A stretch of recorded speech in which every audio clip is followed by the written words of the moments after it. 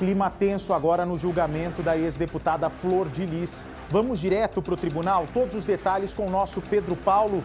Olha, ô Pedro, quarto dia de julgamento, todos já estão exaustos, inclusive pessoas do judiciário, promotores, todos os envolvidos da defesa, da acusação, Ministério Público, a própria Flor de Lis. Isso vai deixando os ânimos ainda mais exaltados e teve bate-boca, inclusive, agora há pouco. Boa tarde a você.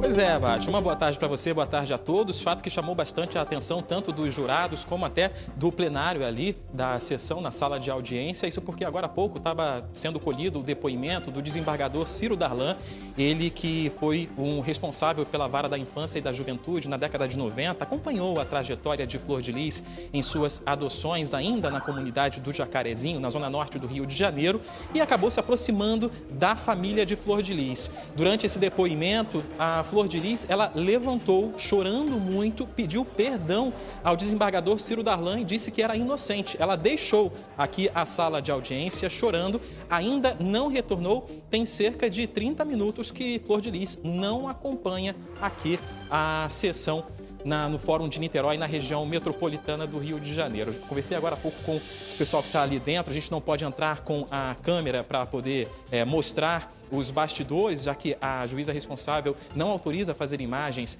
ali durante a sessão, mas pelo que a gente tem de informações de que Flor de Lis ainda não retornou ali para a sala de audiência. Clima de também cansaço vai batendo, até a animosidade ali dentro. Mais cedo houve uma certa animosidade entre a juíza responsável e os advogados de defesa de Flor de Lis e dos outros 4 réus. No início dos depoimentos de defesa, a advogada responsável, ela preferiu ficar frente a frente com a testemunha de defesa e a juíza responsável acabou criticando esse posicionamento, disse que parecia uma conversa de comadres, o que acabou gerando um mal-estar.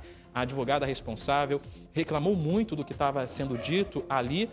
O clima foi se apaziguando com o tempo, mas é o que está se desenrolando nesse quarto dia de julgamento. Bom, até o momento já falaram 7 testemunhas, 3 de acusação e 4 de defesa. A quarta está sendo ouvida nesse momento aqui na sala de audiência. Volta e meia a gente vê algumas pessoas deixando a sala, a gente não sabe se acabou, mas eu recebo a informação agora que quem está sendo ouvido por testemunha de defesa é o legista do caso da morte do pastor Anderson do Carmo. Já foram ouvidas 3 filhas, uma neta, um médico e também eu tenho aqui anotado aqui a outra pessoa que foi ouvida, 3 filhas, uma neta, um médico e o desembargador, o Ciro Darlan, que foi o que acabou provocando o choro de Flor de Lis. A primeira a falar, a primeira a ser ouvida aqui foi a Roberta Santos, ela é filha adotiva de Flor de Lis, filha afetiva. Ela disse que só a morte de Anderson do Carmo só aconteceu com o aval de Flor de Lis, já que tudo o que acontecia dentro da casa tinha o conhecimento e o aval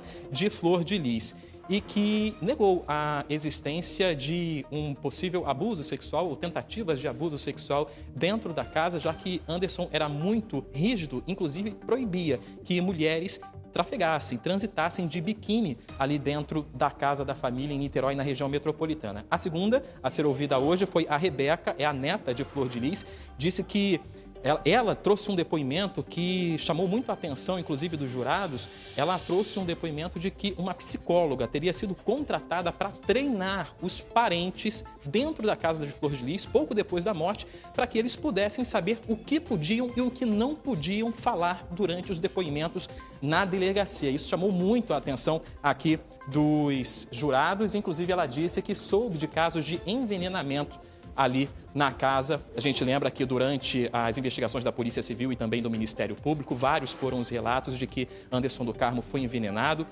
tentativas de envenenamento que não deram certo, mas ele passava muito mal e com o tempo ele acabou descobrindo. A terceira a falar foi a Érica, filha adotiva de Flor de Lis. Ela disse que outras pessoas, outros familiares, inclusive uma das réis aqui, que estão respondendo também nesse processo, ela chegou a perguntar se conhecia um bandido. Nas palavras dela, um bandido bom. ela não apontou qual seria o propósito dessa contratação de um bandido, mas isso aconteceu pouco antes da morte do pastor Anderson do Carmo. E que chegou a haver duas parentes escondendo os celulares pouco depois da morte do pastor Anderson do Carmo e também pouco antes da chegada da polícia.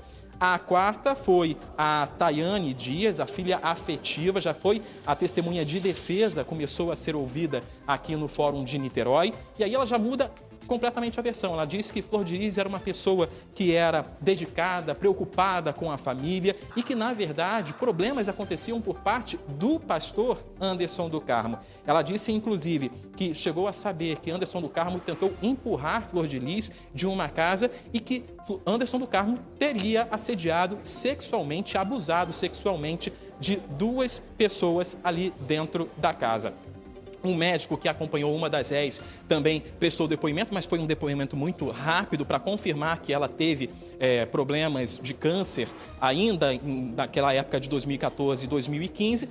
O desembargador Ciro Darlan, que provocou os choros de Flor de Lis, até agora não voltou. E agora o legista está falando, a gente vê uma movimentação. Daqui a pouco eu trago mais detalhes se o depoimento dele acabou e detalhes do que ele trouxe para o júri.